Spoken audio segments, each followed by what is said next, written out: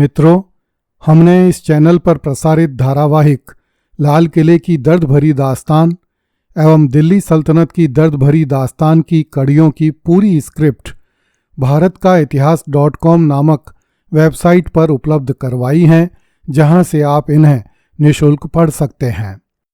साथ ही इन धारावाहिकों के कंटेंट की पुस्तकें भी प्रकाशित करवाई गई हैं, जिन्हें आप amazon.in अथवा rajasthanhistory.com नामक वेबसाइट से रियायत के साथ खरीद सकते हैं।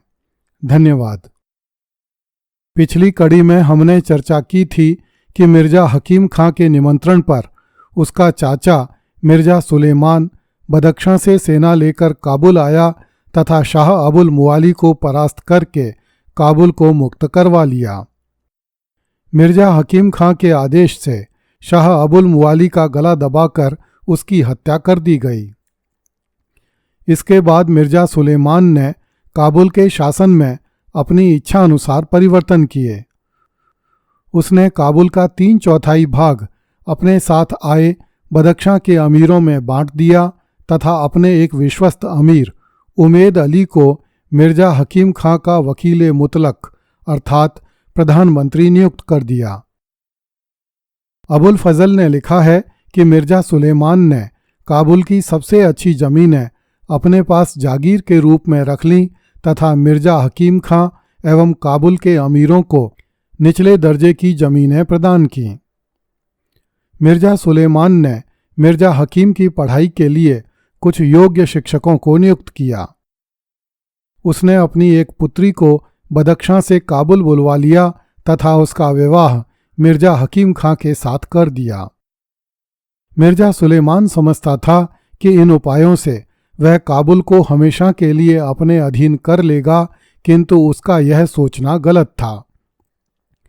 बहुत जल्दी उसे अपनी गलती का एहसास होने वाला था। उस काल के मुगल राजवंश में किसी शत्रु अथवा मित्र को अपने प्रति विश्वसनीय बनाने के लिए अपने पुत्र अथवा पुत्री का विवाह उसके परिवार में करने का रिवाज था, किंतु इतिहास गवाह है कि मुगलों को अपने राज्य की वृद्धि एवं स्वार्थ की पूर्ति के लिए अपने जमाता अथवा उसके परिवार के सदस्यों की हत्या करने में कोई संकोच नहीं होता था। अब हम अकबर के सौतेले भाई मिर्जा हकीम तथा काबुल को यहीं छोड़कर इतिहास की धारा को एक बार फिर से भारत की पावन भूमि की ओर ले चलते हैं, जहां इन दिनों बादशाह अकबर धीरे धीरे संपूर्ण भारत पर अपना मकड़ जाल फैला रहा था। दर्शकों को स्मरण होगा कि सिंधु एवं झेलम नदियों के क्षेत्र में घक्कर का प्रदेश स्थित था, जो उन दिनों भारत के पंजाब सूबे की पश्चिमी सीमा पर स्थित था।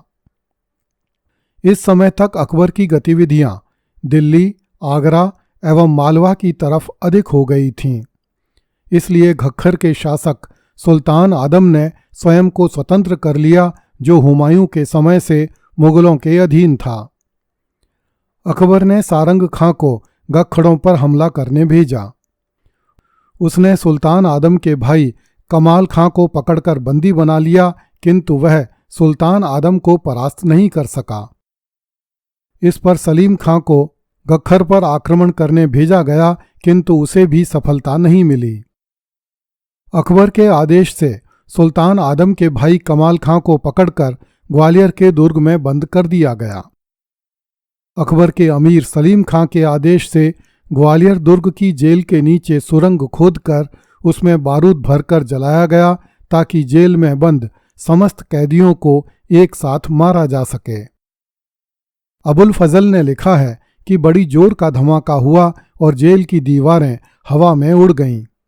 उसमें बंद कैदियों के चीथड़े हो गए, किंतु जेल में बंद कमाल खां आश्चर्यजनक रूप से बच गया। इस पर सलीम खां ने कमाल खां को इस शर्त पर मुक्त कर दिया कि वह आजीवन बादशाह अकबर के प्रति स्वामी भक्त रहेगा।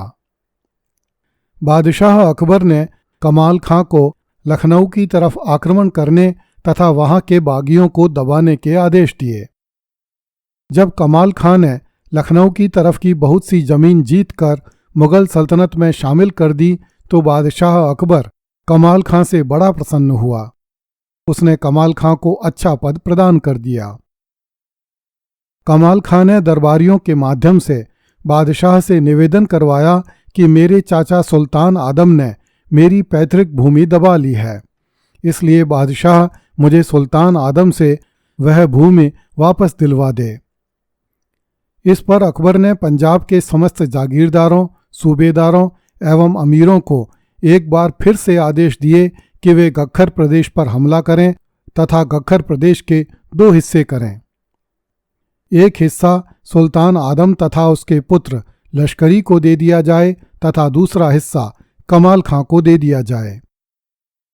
यदि सुल्तान आदम शाही आदेश की पालना न करे तो उसे दंड दिया जाए तथा पूरा गख्खर प्रदेश कमाल खां को दे दिया जाए।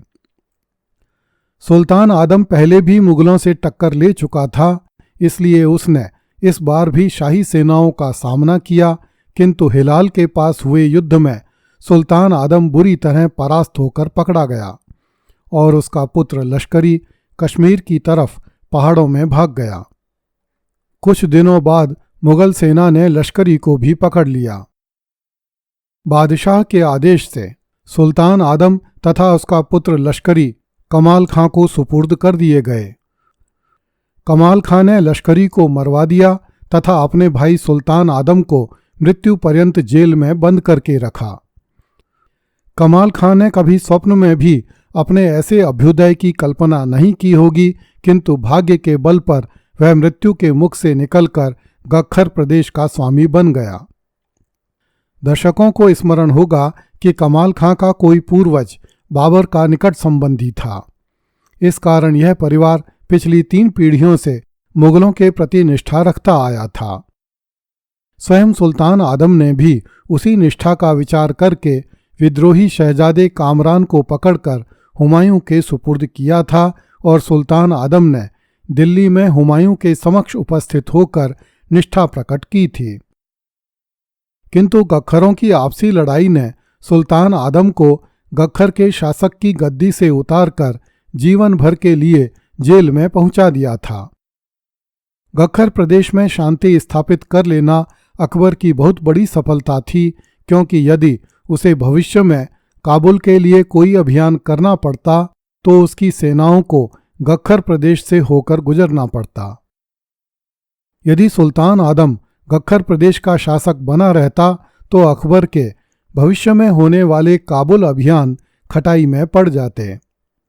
अगली कड़ी में देखिए, अकबर ने चुनार दुर्ग पर अधिकार करके बाप दादा की खोई हुई प्रतिष्ठा फिर से प्राप्त कर ली। कृपया इस चैनल को लाइक, सब्सक्राइब एवं शेयर करें। धन्यवाद।